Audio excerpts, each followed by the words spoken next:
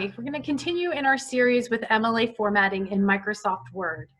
So at the end of our last video, we had completed getting our heading set up in MLA.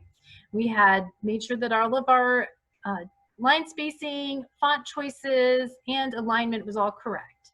So now we are moving on to the body of the paper, the text, all the paragraphs that you're going to write. I changed the title to be a title of a sample essay that we use in the Academic Success Center to the challenges of tent camping. And just for illustration purposes, I'm going to use the text from that sample essay to show you how to format your paragraphs. Now remember that when we left off, we had centered our title and I had hit enter, and you can see that the cursor is still in the center of the page. But once we start typing, we actually need the text to be left aligned again. So after we've centered our title and we're ready to start the body of our paper, we want to go back up to the alignment and we want to choose align left. Now we have our cursor in the left alignment where it should be. Now I'm not going to type a whole new paper. I'm just going to copy and paste the text that I had from our sample essay into the body of the paper. So you can see it's maintained the font as Times New Roman 12, and it also has the double spacing throughout. However, now that we have paragraphs, we need to make sure that we have the paragraphs formatted properly for MLA. Now sometimes students will try to format their paragraphs by putting the cursor at the beginning and just hitting space, space, space, space until they think it seems right and then stopping. We don't actually want to do that because that's not going to be the proper indentation.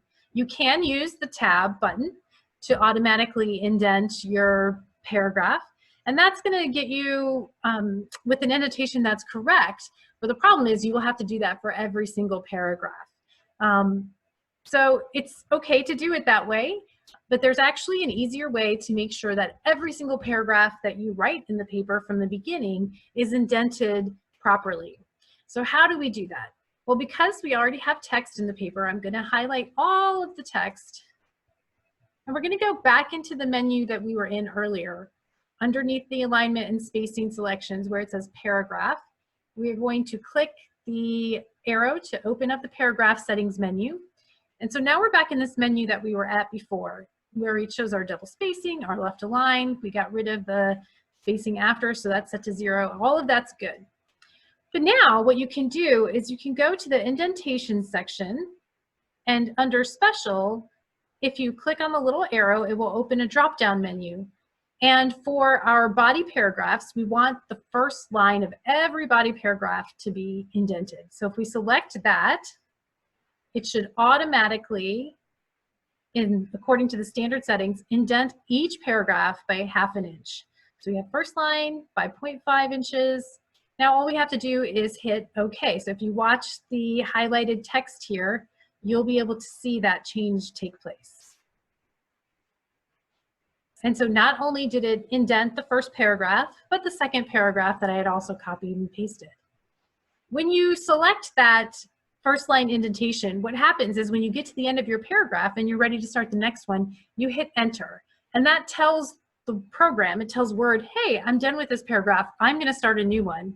And then it will automatically indent your next paragraph without you ever having to hit tab or space, and it will maintain that setting throughout the paper. So it's a really easy way to make sure that your body in the paper looks exactly like it's supposed to be for MLA formatting.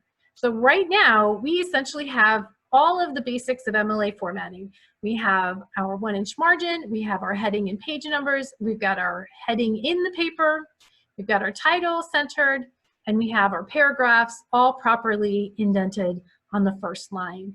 So this is great. You will apply all these changes to your entire paper, and that ends the paper portion, the written portion of the MLA formatting. Next up, we'll go into how to format your works cited page at the end of a research paper. So thanks for tuning in. We have one more tutorial coming up. We'll see you then.